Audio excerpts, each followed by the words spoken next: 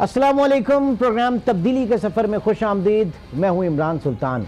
नाज़रीन, बात करेंगे पाकिस्तानी सियासत की, मुल्की सियासत जिसमें हम देख रहे हैं कि हुकूमत और अपोजिशन अब तक तनकीद बराए तनकीद के ऊपर अपनी तमाम तरह तवानाइयाँ जो है वो सर्व कर रही है। 7 महीने ऑलमोस्ट हो चुके हैं इस वक्त हुकूमत को बने, लेकिन जो आवाम के मसाइल थे, जिसके लिए आवाम ने वोट दिया था, जिसके लिए आवाम चाहते थे कि नई हुकूमत बने और हुकूमत जब आए तो एक तब्दीली के साथ आए, वो तब्दीली यकीनी तौर से उनके मयार ज़िंदगी के हवाले से हो, तालीम के हवाले से हो, सेहत के हवाले से हो, रोज़गार के हवाले से हो। लेकिन अनफॉर्चुनेटली हम देख रहे हैं कि हमारे इस वक्त मुल्क की हुकूमत और जो अपोजिशन है, ज़ाहिर है कि वो भी इलेक्ट होकर आए, अपोजिशन के अरकान भी जो है वो इलेक्ट होकर आए, अपनी तमाम तर तवानाइयाँ सिर्फ इन्हीं तनकीद बाय तनकीद के ऊपर वो सर्व करते नजर आ रहे हैं। अब ये जो वादे किए थे उसके हवाले से फिर यही कहा जा सकता है कि वो वादा ही क्या जो वफा हो। इस वक्त सूरत हाल जो है हमारी सियासत की वो इस बीच में फंसी हुई है कि शेख रशीद जो है वो PAC के मेंबर बनते हैं या नहीं। शहबाज शरीफ जो है उनसे PAC की चेयरमैनशिप जो है वो किस तरीके से वापस ली जाए। साथ ही साथ ये तमाम सूरत हाल जो है और फिर मजीद आगे चल के जो हमने पिछले दिनों भी देखा कि किस तरीके से नंबर गेम में जो है और इसका सहारा लेकर सिंध की हुकूमत में दरार डाली जाए। तो ये तमाम पॉलिटिकल इशूज अपनी जगह पे, और इस बीच में आवाम जो है वो बड़ी हवन्नक हो रही है कि ये हो क्या रहा है। और यही जानने के लिए कि हो क्या रहा है, आज के प्रोग्राम में हमने ज़हमत दी है। कराची से हमारे साथ मौजूद है पीपल्स पार्टी के रुकन सिंध असेंबली सादिया जावेद। बहुत शुक्रिया जो हमें ज्वाइन करने का। लाहौर से PTI की रुकन पंजाब असेंबली मुसर्रत जमशेद चीमा साहब हमारे साथ मौजूद हैं, आपका भी बहुत शुक्रिया। और इस्लामाबाद स्टूडियो से हमारे साथ मौजूद हैं नून लीग की रुमीना खुर्शीद आलम साहिबा, आप रुकन कौमी असेंबली हैं। रुमीना खुर्शीद, आपका भी बहुत बहुत शुक्रिया। सबसे पहले सादिया जावेद, आप फरमाइएगा कि इस वक्त जो सूरत हाल देखी जा रही है जिसमें पॉलिटिकल स्पेस और वो स्पेस जो कि डिलीवरी के हवाले से होती है, सियासी जमातें जिसमें डिलीवर करती हैं, वो कहीं भी देखने को नहीं मिल रही। चाहे हुकूमत की बात करें या अपोजिशन की बात करें, कौमी असेंबली की बात करें या सूबाई हुकूमतों की बात करें, ये हो क्या रहा है? बिस्मिल्लाहिर्रहमानिर्रहीम। जैसे कि प्रेसिडेंट आसिफ अली जरदारी साहब ने कहा था कि अंडर 15 टीम जो है वो पाकिस्तान में मैच खेलने के लिए ग्राउंड में उतार दी गई है, और जिसके कप्तान जो हैं वो प्राइम मिनिस्टर इमरान खान साहब हैं। हुकूमत ने इतने बड़े बड़े दावे किए थे हुकूमत में आने से पहले, कंटेनर पे खड़े होके, और वही बात कि इनके पास कोई लोग नहीं हैं जो मसाइल के हल के लिए वो करें। अब जो ये पब्लिक अकाउंट्स कमेटी का इन्होंने शोर मचाया है, चाहे वो शेख रशीद की शक्ल में हो और या जो मीडिया के थ्रू रिपोर्ट्स आ रही हैं कि चेयरमैन, ये डाइवर्जन टैक्टिक्स हैं इस गवर्नमेंट की। और पहले एहतसाब के नाम पे एक हंगामा मचा हुआ था कि बस ये इसको पकड़ना है पकड़ना है पकड़ना है। अच्छा जी चलो, अब आवाम मांग रही है इनसे डिलीवरी, और डिलीवरी के टाइम पे PTI से पेमेंट होगी। वो कहते हैं जी 6 क्या है, कराची में सिंध में बदतरीन गैस की लोड शेडिंग है। शहर कराची में डोमेस्टिक कंज्यूमर लास्ट होता है जिसकी गैस बंद की जाती है। पिछले 3 दिन कराची में गैस नहीं रही, और वो वहां से फरमा रहे थे मिनिस्टर फॉर पेट्रोलियम कि आप लोग गीजर्स ना इस्तेमाल करें। इसी तरह सूरत हाल इस्लामाबाद में, इसी तरह सूरत हाल लाहौर में है। मुसर्रत जमशेद साहबा, क्या इस वक्त सूरत हाल देख रही है, डिलीवर क्यों नहीं कर इस वक्त हुकूमत? जाहिर है कि जो जिन चीज़ों का वोट दिया था, जिनके लिए जो वादे किए गए थे, हालात ख़राब थे, यकीनन हालात ख़राब थे, लेकिन इतने भी नहीं थे कि आप कुछ काम ही ना कर सके, कोई स्पेस ही ना मिल सके हुकूमत को। बिस्मिल्लाहिर्रहमानिर्रहीम। थैंक यू वेरी मच कि आपने मुझे अपने इस प्रोग्राम में बुलाया, लेकिन मैं आपके तवस्सुत से ज़रा मेरी बहन जो पीपल्स पार्टी को रिप्रेजेंट कर रही हैं इनको ये बता दूं कि बिल्कुल अगर आप हमारी टीम को जिस तरह से माशाल्लाह से आप टाइटल दे रही हैं, तो जितनी करप्शन माफिया और जिन लोगों ने इस मुल्क में लूट खसूट का बाजार गर्म किया, उनके मुकाबले में हम बिल्कुल अनाड़ी हैं। और अगर करप्शन को करना और करप्शन में एक्सीलेंसी होना ही मैच्योरिटी का एक क्राइटेरिया है, तो उसमें तो हम बल्कि अंडर 15 भी नहीं आते हैं। We are the biggest failure. अगर करप्शन करना और करप्शन में एक्सेल करना ही गवर्न करने का बेहतरीन तरीका है। जिस तरह से माशाल्लाह जरदारी 10% से 110 बने, फिर जिस तरह से उन्होंने जो टिकट्स ब्लैक करते थे वहां से फिर माशाल्लाह से आज पूरी दुनिया में उनके कसिनोज चलते हैं, पूरी दुनिया में उनकी प्रॉपर्टीज हैं। तो बिल्कुल हमारी टीम तो अनाड़ियों पे मुश्तमिल है। और अगर मैं इनको तो ये बताऊं वक्त के साथ साथ आप लोग भी एक्सपर्टीज देना चाहेंगे। छोड़ के गए हैं, देखिए अनाड़ी तो है, मैं कंप्लीट कर लूं ना। और कौन सी आज सिंध के लोगों की हालात जिंदगी बेहतर हुई है कि थर के अंदर आज भी लोगों को पीने का पानी मुयस्सर नहीं है। आज भी इस मुल्क में एजुकेशन का मेयार इन्होंने सिंध में बताएं, लिटरेसी रेट इनकी वजह से कितना इंप्रूव हुआ, हेल्थ कितनी इंप्रूव हुई। और इनसे ये पूछें कि कहां दूध और शहद की ये नहरें छोड़ के गए थे जिसके अंदर हमने पेट्रोल डाल दिया, जिसके अंदर हमने माशाल्लाह से कूड़ा डाल दिया। कराची जैसे शहर जो रोशनियों का शहर था, इनसे कूड़ा तक तो उठाया नहीं गया। अब हम बात कर लेते हैं कि हमने क्या किया। अगर इस मुल्क में सिर्फ 6 माह के अंदर अगर 60% हमने जो बैरूनी कर्जे थे उनमें कमी की, 32% ट्रेड डेफिसिट में कमी हुई और कोई 2.3 अरब रुपए अरब डॉलर हमने कर्जा लिया, जबकि ये पिछली हुकूमत ने जो इनके लास्ट 6 मंथ्स थे उसमें इन्होंने कोई 5.5 अरब डॉलर का कर्जा लिया। ये फरमाइएगा, ये जो बिलियन डॉलर लोन लिया जा रहा है ये कर्जे में शामिल नहीं है। ये 6 महीनों में ये नहीं हो सकता कि पिछले 70 सालों का बिगाड़ रिवर्स हो जाए, लेकिन हम ठीक डायरेक्शन में हैं। हमारी जो ड्राइव अगेंस्ट करप्शन है उसमें हमारी टॉलरेंस 0। अगर हम बाहर से कर्जे मांगते फिर रहे हैं या अगर हम बाहर से लोगों को यहाँ पे आज एक चीज तो ये माने ना माने, इस मुल्क के अवाम मानेंगे, इस मुल्क का मीडिया देखेगा कि आज पूरी दुनिया में पाकिस्तान की साख बेहतर हुई है। उसकी वजह लीडरशिप पे लोगों को ट्रस्ट है, लोग यहाँ पे इन्वेस्ट करने को तैयार है। उसी वजह से सऊदी इतना बड़ी डेलीगेशन आ रही है 20 अरब डॉलर का पैकेज। वजह यह है कि उनको ये पता है कि ये यहाँ से लूट के सऊदी अरेबिया में इन्वेस्ट नहीं करेंगे, ये बाहर के मुल्कों में चोरी करके पैसा, अपने मुल्क का पैसा लूट के बाहर नहीं, लंदन में अपार्टमेंट्स नहीं खरीदेंगे। ठीक है, आपका पॉइंट ऑफ व्यू आ गया। मुसरत साहब थोड़ा सा इस वक्त रुमीना साहब, ये रुमीना 6 महीनों में अगर आप 70 सालों का रिवर्सल मांगते हैं तो वो उसी सूरत में मुमकिन है जब करप्ट लोगों को हम लटका दें। इनसे लूटा हुआ 70 सालों में जो कुछ इन्होंने इस मुल्क के इदारों के साथ किया, इन लोगों के साथ किया जाए, जो इस मुल्क के अवाम के साथ हुआ, इनको उसी तरह इनको जाए तो फिर तो इमीडिएटली रिवर्सल आ जाएगा। लेकिन हम ये चाहते हैं कि इस मुल्क के अदारे आजाद हो, इंडिपेंडेंट। जी, मैंने कहा जरा और भी पार्टिसिपेंट है। रुमीना साहबा, आप लोग क्या करके गए इस मुल्क के खजाने के साथ कि आज हुकूमत जो है उसके पास कुछ नहीं है, वो कुछ नहीं कर पा रही। हम तो बहुत ही खराब स्टेट में आ गए। आप लोगों की परफॉर्मेंस क्या रही थी? कहां छोड़ के गए थे आप पाकिस्तान को, कौमी खजाने को? रुमीना साहबा, पहले तो बहुत शुक्रिया जी अपने प्रोग्राम में दावत देने का। और जहाँ तक बात है कि हम कहाँ छोड़ के गए थे और हम कहाँ आ गए, मेरे ख्याल में वो तो एक बहुत तवील बहस है और बार बार इस बहस में पढ़ने से बेहतर है, क्योंकि ये तो हर टीवी टॉक शो में बात भी होती है कि हम कहाँ थे, कहाँ आ गए, और हम लोगों ने सारी चीज़ें जो हैं वो ख़राब कर दी। और नया पाकिस्तान जो है उसकी जो शेडो कैबिनेट थी उसने जो हाल अब किया है 6 माह में, वो तो हम देख ही रहे हैं।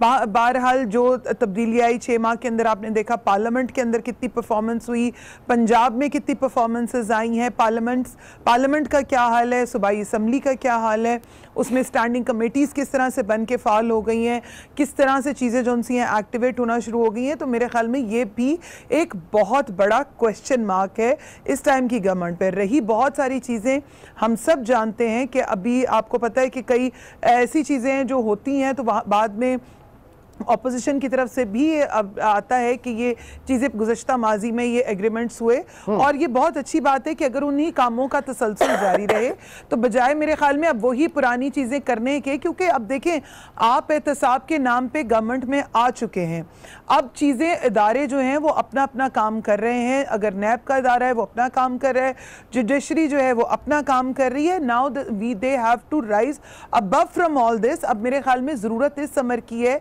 कि अब हमने प्रैक्टिकली चीज़ों को कैसे जो है वो फाल बनाना है।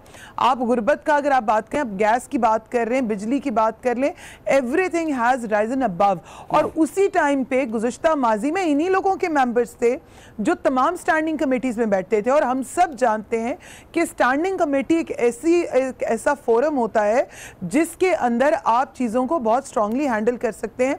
अगर ये ना होता तो क्यों शेख रशीद साहब तिलमिला रहे हैं, क्यों यहाँ से दूसरे लोग जो हैं, जो गवर्नमेंट के लोग हैं, वो कह रहे हैं कि हम लोगों को we know our jobs. So I think now it's much more time कि अब मेरे ख्याल में थोड़ी सी ग्रेस दिखानी चाहिए और इस किस्म की फजूल बहस में पढ़ने से बेहतर है कि आप आगे का वे फॉरवर्ड दिखाएं। हम तो बुरे थे, करप्टेड थे, हमें लटका देना चाहिए, वो तो दारे जो है अपना काम कर रहे हैं। Now we want to see next कि 6 माह के अंदर अभी तक जो हुआ, चले 6 माह में आप मान लिया कि 3 माह जो है वो आपने ग्रेस पीरियड ले लिया, अब आगे जौन सा है उस पर तो बताइए ना। ठीक है, अब साजिया जावेद, अभी जैसे कि बात हुई यहाँ पे, अभी बात हुई, आपने कहा कि चेयरमैन पब्लिक अकाउंट्स कमेटी के हवाले से, शहबाज शरीफ के हवाले से ना, सिंध गवर्नमेंट जो है वो, सिंध गवर्नमेंट की यहाँ की जो सूबाई पब्लिक कमेटी की जो चेयरमैनशिप जो है वो ऑपोजिशन को देने पे तैयार नहीं है। तो ये आपका ड्यूल स्टैंडर्ड नहीं हो गया, डबल स्टैंडर्ड नहीं है आपका कि आप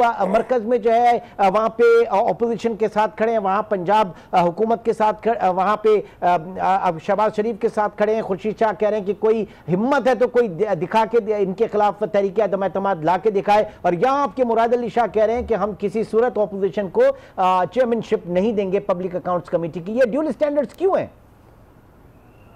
देखिए, कल चीफ मिनिस्टर साहब ने फ्लोर ऑफ द हाउस पे खड़े होके इस मौक़िफ़ को बिल्कुल वाज़े तौर पे बताया है कि ये बात हम क्यों कहते हैं। ये कहते हैं कि जी सीओडी में, क्योंकि सीओडी 2 चोर जमातों ने साइन किया है, हम सीओडी को नहीं मानते, तो फिर आप क्यों मांग रहे हैं सीओडी? ये तो सीओडी के तहत तय हुआ था ना कि चेयरमैन पब्लिक अकाउंट्स कमेटी जो है वो अपोजिशन मेंबर होगा, और जिसको पीपल्स पार्टी और नून लीग दोनों ने साइन किया है। इमरान खान या पीटीआई की गवर्नमेंट तो उसकी सिग्नेचर ही नहीं है। ये कल फ्लोर ऑफ द हाउस पे इनकी मीटिंग्स होती नहीं ऑपोजिशन के साथ, कल फ्लोर ऑफ द हाउस पे खड़े होके चीफ मिनिस्टर साहब ने इस सारे मामले को क्लियर किया है कि मैं इनसे मिलता रहा, बात करता रहा, लेकिन हम किसी एग्रीमेंट पे नहीं पहुंच सके पीटीआई सिंध के साथ, क्योंकि पीटीआई सिंध का तो प्रॉब्लम ये ना कि वो तो आए दिन चीफ मिनिस्टर चेंज करने के ख्वाब देखते रहते हैं। हाँ। वो सीरियस तो है नहीं। अगर कल का इजलास देखा जाए या उससे पहले भी अगर ये फ्लोर पे आते हैं तो सिवाय और शराबा हंगामा कंस्ट्रक्टिव काम करने के लिए तो ये तैयार ही नहीं है हमारे साथ सिंध में।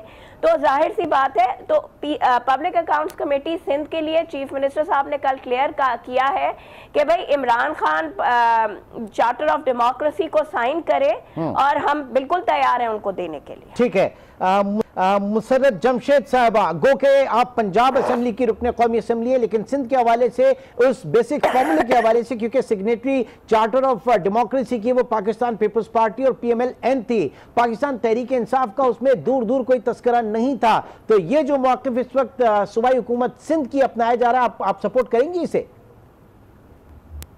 It's not a less than joke कि चार्टर ऑफ डेमोक्रेसी से लीडर ऑफ ऑपोजिशन बनने का कोई देयर इज नो लिंक।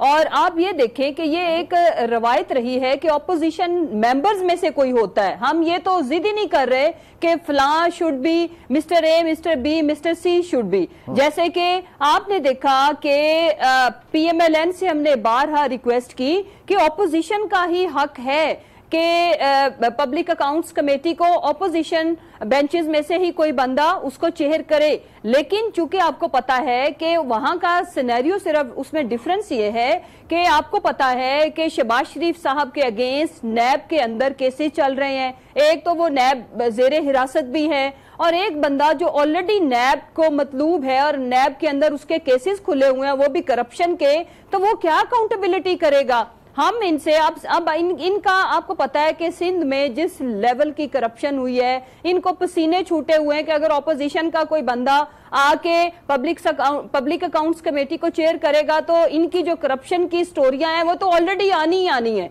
ये चाहे हमें ऑपोजिशन को ये राइट दें या ना दें। ये कैसे हो सकता है कि इस मुल्क में आप बाहर से IMF के पास भी जाएं, हम बिजली और गैस की कीमतों का भी हिसाब दें, हम 6 महीने में अच्छी हमने डिलीवर नहीं किया, हमने चीजें सस्ती नहीं की, हमने 1 रुपए में चीजें नहीं की, और साथ हम ये जो इस मुल्क के साथ इतनी बुरी तरह से इस मुल्क को लूटा गया, इतने बड़े लेवल पे करप्शन हुई, तो हम इनको स्पेयर कर दें? वो तो ये बचने वाले हैं नहीं जिसने भी करप्शन की है। आपको पता है कि क्या फलूदे वाले के अकाउंट, तो क्या ओमनी ग्रुप, सबको पता है कि इस मुल्क के साथ जो कुछ हुआ। और स्पेशली मेरी सारी हमदर्दियां अपने सिंधी भाइयों के साथ है कि किस तरह से इन्होंने मतलब इन लोगों के मैंडेट का, इससे बुरा मजाक कोई हो ही नहीं सकता कि ये सिंध के लोगों का वोट लेके आते हैं तो उनका जिस बुरे तरीके से इन्होंने इस्तेहसाल किया है कि कराची जैसा शहर जो कभी दुनिया की इंटरनेशनल सिटीज में शुमार होता था, आज उस शहर का कूड़ा भी उठाने वाला कोई नहीं।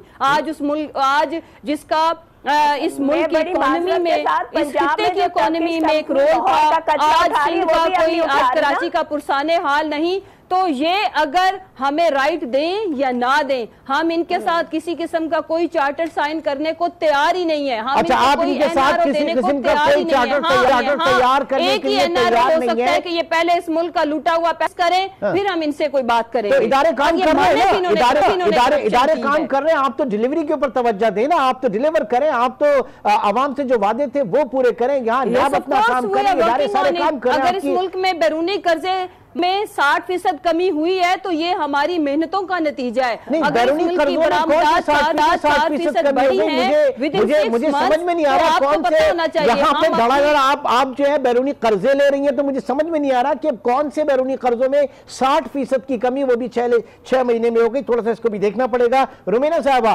इस वक्त शहबाज शरीफ साहब के हवाले से अपोजिशन हम देख रहे हैं कि उनको हटाए जाने के खिलाफ अपोजिशन मुत्तहिद है, लेकिन हुकूमत डिमांड कर रही है कि एक इखलाकी जवाब भी एक होता है कि आप एक तरफ आप केसेस में मेरा सवाल है क्या उनको होना चाहिए क्या किसी ऐसे बंदे को, और दूसरी तरफ जो है आप कॉल कर रहे हैं, तो इखलाकी जवाब भी हुकूमत कह रही है। ये बता।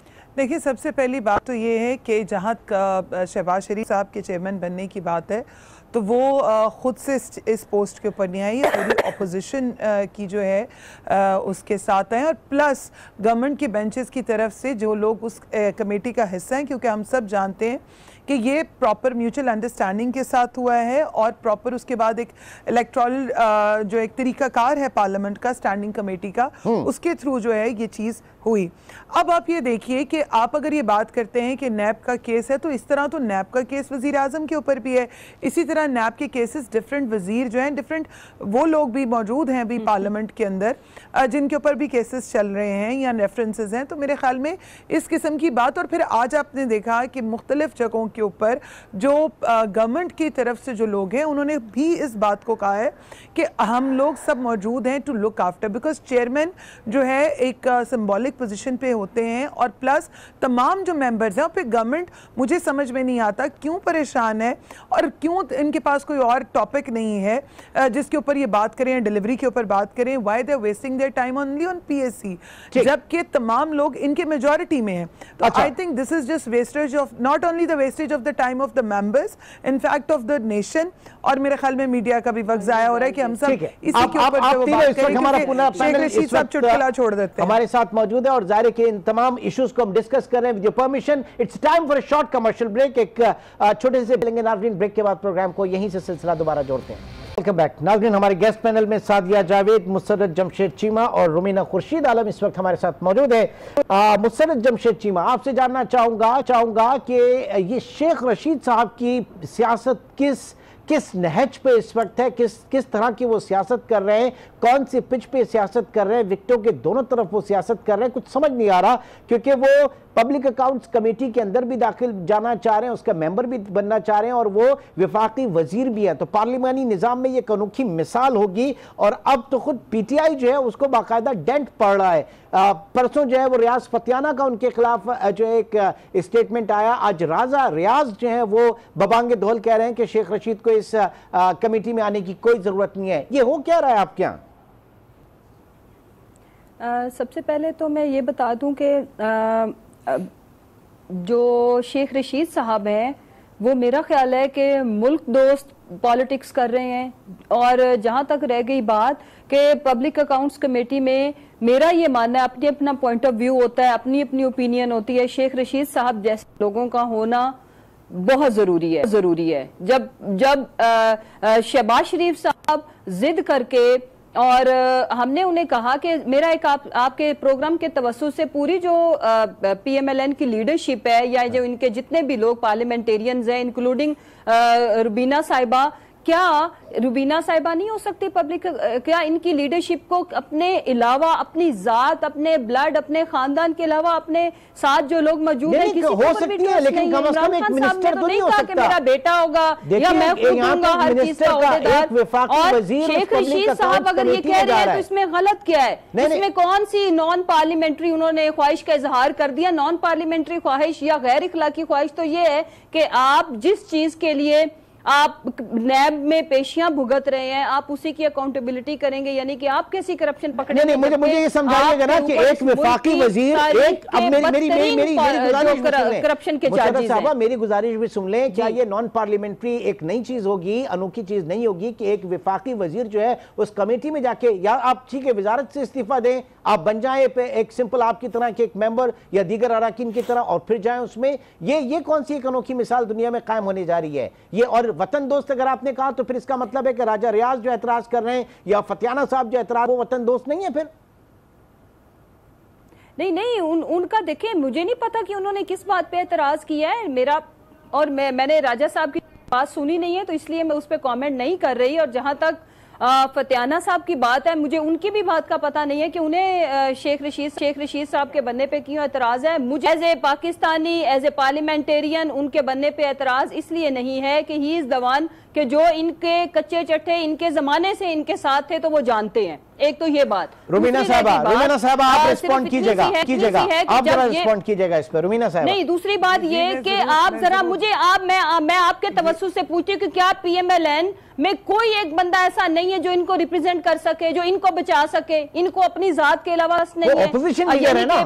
पंजाब में तो होगा हमजा, सेंटर में होगा शहबाज शरीफ, होगा तो नवाज शरीफ, और अगर उनकी जानशी होंगी तो मरियम। तो ये सारे इनके साथ कर क्या रहे हैं? बाय द वे इनसे पूछा जाना चाहिए कि अगर उन पे इतना भी ट्रस्ट नहीं है। रुमीना साहब रिस्पॉन्ड कीजिएगा तफसीलन। जी बिल्कुल, मैं इस पे प्रॉपर रिस्पॉन्ड करूंगी। पहली बात तो ये है कि मैं ये कहना चाहती हूँ कि हमजा साहब या शहबाज शरीफ साहब जो हैं वो जानशीन, अगर मरियम बीबी की बात करें तो बात ये है कि मैं अपनी बहन को बताना चाहूँगी कि वो अवाम का मैंडेट लेकर आते हैं।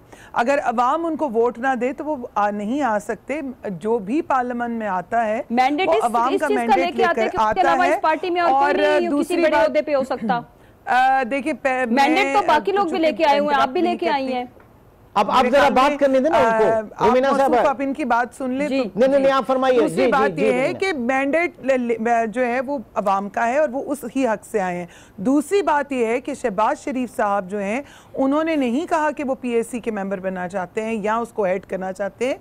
ये एक जो है एक प्रॉपर एक मैकेनिज्म के थ्रू एक रिवायत है और ये ऑपोजिशन प्रॉपर की मर्जी, और फिर उसके बाद हाउस की मर्जी के साथ ट्रेजरी बेंचेस की जी oh my god, yes oh my lord, और ट्रेजरी बेंचेस की मर्जी के साथ भी वो आए हैं। और जहां तक रियाज फतियाना साहब की बात इन्होंने की, आई विश कि ये जरूर उनकी बात सुनी हुई होती इन्होंने, और राजा रियाज साहब की भी, तो उन्होंने ये बखूबी कहा है कि कॉन्फ्लिक्ट ऑफ इंटरेस्ट आता है कि अगर शेख रशीद साहब जो हैं वो इस कमेटी का हिस्सा बनते हैं, क्योंकि मिनिस्टर के नॉट, क्योंकि किसी भी मिनिस्टर की जो है वो मिनिस्ट्री का आता है। और दूसरी बात जहां तक शहबाज शरीफ साहब की है, तो मैं फिर वही बात कहूंगी कि जरूरत है कि जो लोग बिलखसूस तौर पर आई रिपीट माई वर्ड्स, और मैं कहूंगी कि गुजारिश है कि जरा ध्यान दीजिए कि जो लोग पार्लियामान का खुद हिस्सा है, तो इसमें भी आता है कि करप्शन के केसेस और करप्शन को कैसे रोकेंगे। माय डियर लेडी, मैं बात कर लूं प्लीज जी। उसमें बात यह है कि जितने लोग यहाँ पे बैठे हैं वो काश के स्टैंडिंग कमेटी के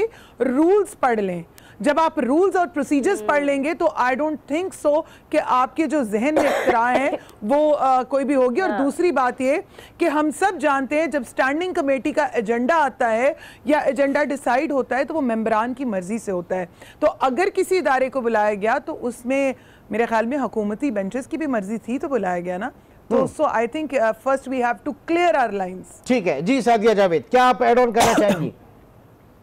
तो पहली बात यह कि उन्होंने काफी क्लियर किया है कि पब्लिक अकाउंट्स कमेटी ऑडिट करती है, करप्शन के केसेस नहीं बनाती। तो वो ऑडिट ही होगा गवर्नमेंट का। और यहाँ तक उसमें डिसाइड हुआ है कि अगर कोई नवाज लीग के दौर का ऑडिट आएगा तो शहबाज शरीफ उस मीटिंग को चेयर नहीं करेंगे। तो जब इतनी बात क्लियर है तो फिर और शेख रशीद साहब की जहां तक बात है, क्योंकि वो पीटीआई वाले ये कह के जान छुड़ा लेते हैं कि जी वो हमारी पार्टी से नहीं है। बात सही है, पहले तो उनको चपड़ासी रखना पसंद नहीं करते थे और अब उनसे बड़ा हुकूमती चपड़ासी से आगे कोई नहीं है। जरदारी साहब भी टिकटें ब्लैक करते थे, आप चपड़ासी से आगे बढ़ो, मूव ऑन। आपने खरीदी जरदारी साहब से? आपने कभी जरदारी साहब से ब्लैक टिकटें ब्लैक करते थे, किसीनो से लाते थे, आज के दिन तक उनको अपने बच्चों के बर्थडे के केक तक का पता नहीं। आप बेचारे क्या शरीफ आदमी के पीछे पड़े हुए हैं, जिन्होंने अपने बच्चे भी नहीं रखे अपने पास। अच्छा, ये बताइए कि इस वक्त जो कहा जा रहा है NRO 1 NRO 2 और बीबी, कुछ लोग ऐसे हैं जिनकी बीवियां बाहर से अमेरिका से आके बताती फिर रही हैं, उनका क्या? व्हाट अबाउट वो जो तमीना बीबी बेचारी आई थी यहाँ पे? आप इस तरह की बातें ना करें। जाती उसके ऊपर नहीं, आप ज़ाहिर कि तीनों यहाँ मौजूद है तो अपनी बात करें। दूसरा, मरियम का भी आपको सारी स्टोरी पता है, मरियम की भी सारी स्टोरी पता है। मैं बता दूं आपको,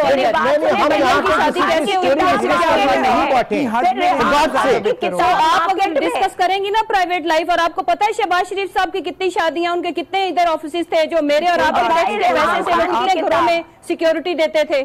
डू यू नो दिस?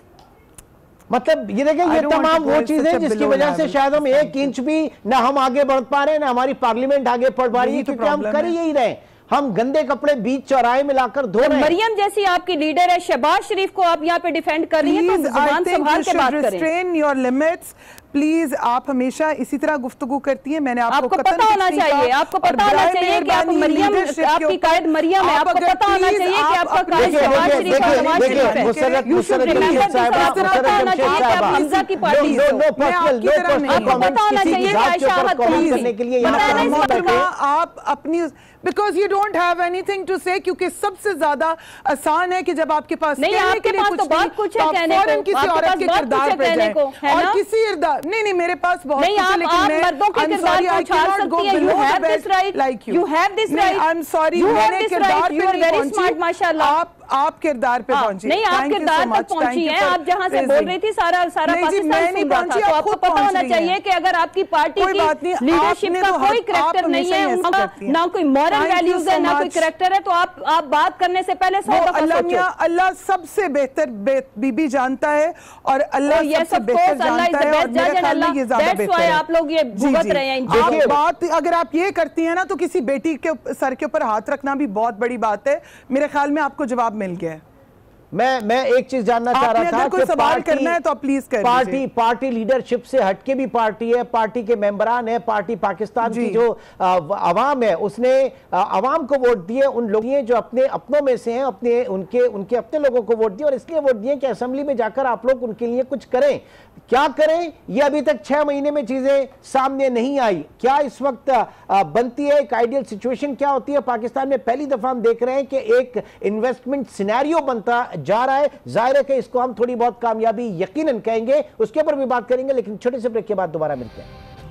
अब बात करेंगे पाकिस्तान में आने वाले उस दौर की कि जिसकी बात की जा रही है। इस वक्त सऊदी प्रिंस जो है वो पाकिस्तान आएंगे और उसके साथ साथ एक बड़े इन्वेस्टमेंट होराइजन की बात की जा रही है।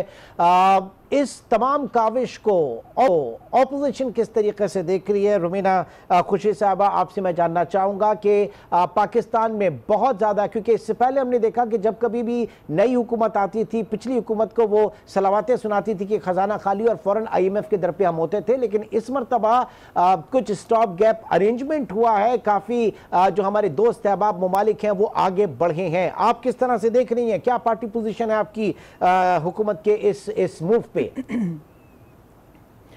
देखिए, सबसे पहले तो मैं आपको ये बताती चलूँ कि जहाँ तक IMF की बात है, हम सब ने देखा कि प्राइम मिनिस्टर ने अपनी उन तमाम चीज़ों पे जो है उसको टर्न लिया, और यू टर्न को खैर वो पहले ही लीगलाइज कर चुके हैं।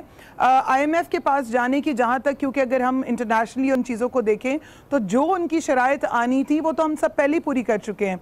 महंगाई हम जो है वो एक एक्सट्रीम लेवल तक जो है वो ऊपर जा चुकी है। गैस को देख लें, बिजली को देख लें, पावर्टी का जो हाल हम कर चुके हैं, रोटी गैस हर चीज़ तो महंगी है। इनफैक्ट अब तो अल्लाह का घर जाना भी जो है वो भी महंगा हो गया है, लिहाजा जीना भी महंगा हो गया, मरना भी महंगा हो गया। दूसरी बात जो सी IMF के पास जाने की है, ये तो फ्रॉम द डे वन जो था ये सबको पता था कि हमने IMF के पास, इस गवर्नमेंट ने जो है वो जाना ही जाना है। हाँ, ये है कि थोड़ा देर बाद गए। और जहाँ तक कर्जा उठाने की बात है तो आप बखूबी जानते हैं कि हमारे इस करंट गवर्नमेंट ने जितना कर्जा लिया है उसका रेशो या नंबर क्या है वो मेरे से ज़्यादा आप और दूसरे लोग बखूबी जानते हैं। तो मेरे ख्याल में जहाँ तक जाने की बात है, हम लोग तो सब यही चाहेंगे कि पाकिस्तान जो है वो बेहतरी की तरफ आए, it should go more in the better way. लेकिन जो उनकी शराइत मानने की बात है, क्योंकि आधे से ज़्यादा बल्कि ज़्यादा तो शराइत पूरी हो चुकी हैं। नहीं, लेकिन ये कहा गया ना कि एक अच्छे वक्त में एक अच्छी डील मिलेगी तो हम जाएंगे, और अब एक अच्छी डील की बात की जा रही है। तो आप समझती हैं डील तो अब आप जी बिल्कुल, मैं डील, क्योंकि डील का तो वर्ड वैसे ही बड़ा फेवरेट है इनका। लेकिन बात यह है कि आपने देखा कि जिस तरह IMF की MD जो है, managing director, I must say, I think so, उनको जिस तरह प्राइम मिनिस्टर जाके मिले और फिर बाद में कहा गया कि वो इसलिए मिले क्योंकि वो ऑलरेडी वहां पर गए हुए थे, जबकि UN जनरल असेंबली का जब इजलास था और तमाम ऑपोजिशन और गवर्नमेंट के लोग भी और बहुत सारे लोग भी कहते थे कि जाना चाहिए, वो नहीं गए। तो आई थिंक डील तो हम खुद इतना, जब आप किसी के घर खुद ही सरापा एहतजाज हेड ही चला जाएगा, और which shows that you don't have much confidence on your own team, तो मेरे ख्याल में थिंग्स आर वेरी क्लियर। और अभी मेरे ख्याल में आने वाले दिनों में जो रेशो है, और जो मैं तो नहीं कह रही, मूडीज ने कहा, डिफरेंट अदर जो हमारे पास रिपोर्ट्स आई हैं इंटरनेशनल, और ब्लूमबर्ग की भी रिपोर्ट आई, तो मेरे ख्याल में वो तमाम रिपोर्ट्स जो इंटरनेशनली भी हैं वो मुंह बोलता सबूत हैं कि इनकी इस टाइम जो माशी पॉलिसी है वो किस तरह से जा रही है। वो तो जिस तरह, अगर क्योंकि अब हम लोग कहेंगे या मैं, तो फिर वो कहेंगी कि ये अपने पास से बोल रही हैं, तो इसलिए ठीक है, वो तो बोल रहे हैं, लेकिन मैं एक चीज जानना चाह रहा था, जिस तरीके से हमारे फ्रेंड्स ऑफ पाकिस्तान करीब आ रहा है, जिस तरीके से सऊदिया हुआ, कतर हुआ और हमारी ईरान हुआ, दीगर स्टेट्स हैं वो पाकिस्तान के करीब आ रहे हैं, तो ये तो पहली दफा मेरे ख्याल से पाकिस्तान में हो रहा है, पाकिस्तान की पॉलिटिक्स में, कि ये ब्लॉक्स दर ब्लॉक्स जो हैं पाकिस्तान के साथ आ रहे हैं, पाकिस्तान की मदद को। देखिए, जहाँ तक बात है हमारे दोस्त ममालिक की आगे बढ़ने की, तो खैर सऊदी अरब ने तो हमेशा और भी हमारे जो ममालिक हैं उन्होंने साथ दिया, चाहे चाइना हो, सऊदी अरब हो, उन्होंने पहले भी हाथ बढ़ाया। लेकिन मैं एक बीइंग पाकिस्तानी होते हुए, I don't want to go in the political games, लेकिन मैं एक चीज़ ज़रूर कहूँगी कि ये एक अच्छी तरफ होगा कि अगर तमाम ममालिक जो नेबरिंग कंट्रीज़ हैं वो आए। और उससे पहले आपको ये भी याद होगा कि इससे पहले गुज़श्ता हुकूमत में जब हमने दहशत गर्दी के एलिमेंट की बात करते हैं, तो हमारे तमाम इदारों ने, पार्लियामेंट ने और गवर्नमेंट ने, सब ने मिलकर जो स्टांस लिया, उसकी वजह से दहशत गर्दी का जो एक बहुत बड़ा वो है, एक सानहा जो है वो कंट्रोल हुआ, जिसकी वजह से आज जो बहुत सारे बैरूनी मुल्क से जो लोग आ रहे हैं, फॉरेन इन्वेस्टर्स आ रहे हैं, कोई शक नहीं कि इसका क्रेडिट पिछली हुकूमतों को जाता है पाकिस्तान में दहशतगर्दी खत्म करने के हवाले से। जी सादिया जावेद, आप किस तरीके से देख रही हैं कि एक इंटरनेशनल होराइजन जो है पाकिस्तान में, इन्वेस्टमेंट क्लाइमेट जो है अब बनता नजर आ रहा है? अल्लाह करे कि पहली बात तो ये कि खुश आई कुछ भी सही। अच्छा, आप जब तक पानी पीजिएगा, इसको मैं कंटिन्यू करता हूं। मुसरत जमशेद साहबा, फरमाइएगा कि पहली दफा हम ये देख रहे हैं, एक अच्छी मिसाल है, अच्छी चीज जो है वो कायम होने जा रही है, लेकिन शिकवा यहाँ पे यह है कि 6 महीने इस बात में लगाए, IMF पे तो पहले ही दिन से जाने की बात हो रही थी, 6 महीने जो आप लोगों ने लगाए, इसमें एक फियर ऑफ अननोन रहा और बहुत ज्यादा डैमेज हुआ इससे।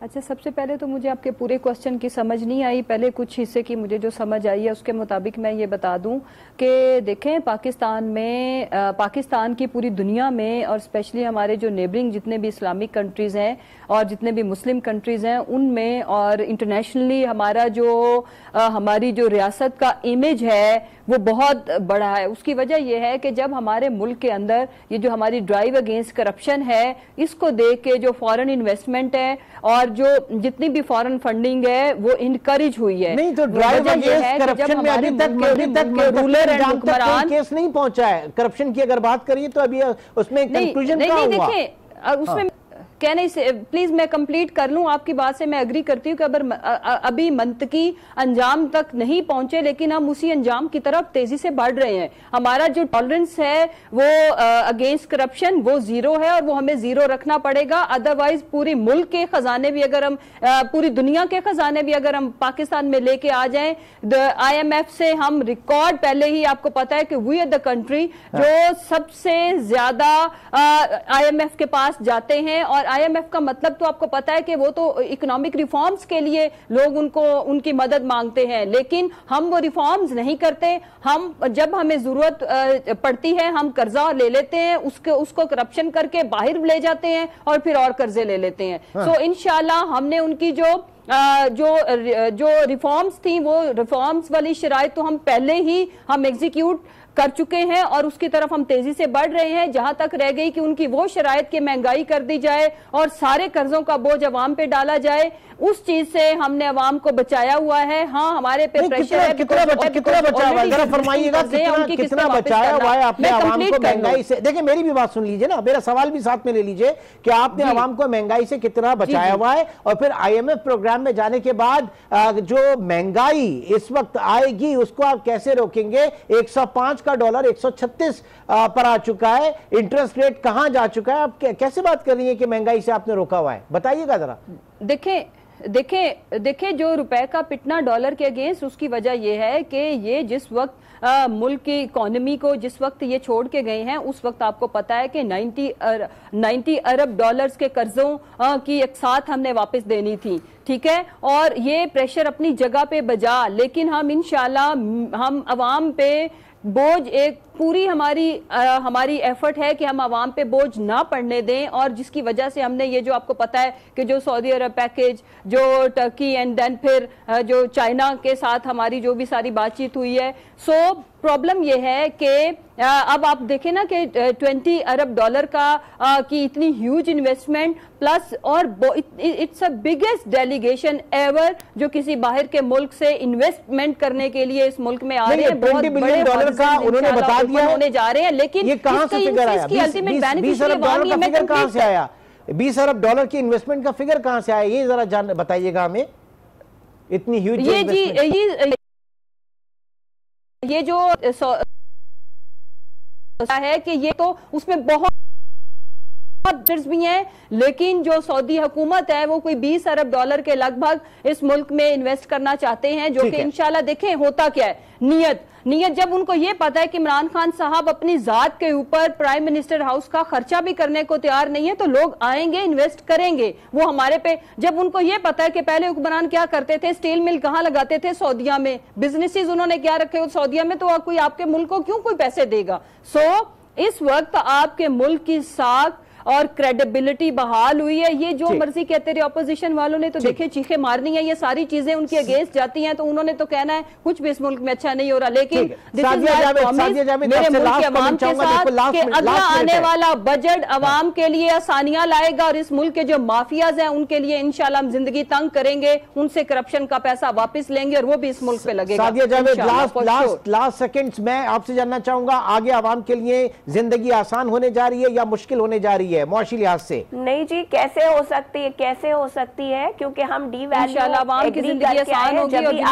जब IMF का प्रोग्राम आ रहा है और मेरी बहन ने कहा कि सिंध गवर्नमेंट परफॉर्म नहीं कर रही, तो कॉमर्स मिनिस्टर इन्हीं के कैबिनेट के हैं रजाक दाऊद, उन्होंने कहा कि पूरे पाकिस्तान के मुकाबले में सिंध के रेवेन्यू इंडिकेटर्स पॉजिटिव है, बाकी पूरा पाकिस्तान इस वक्त नेगेटिव। चले जी, बहुत बहुत शुक्रिया आप तीनों का, सादिया जावेद, मुसर्रत जमशेद चीमा और रमीना खुर्शीद आलम आज के इस प्रोग्राम में साथ शरीके गुफ्तगू रही। आगे आने वाला वक्त की मूव किस तरीके से आगे बढ़ती है, पाकिस्तान को कहां लेके जाती है, आने वाले प्रोग्राम में डिस्कस करेंगे। आपसे इजाजत चाहेंगे, अपना बहुत ख्याल रखिएगा। अल्लाह हाफ़िज़।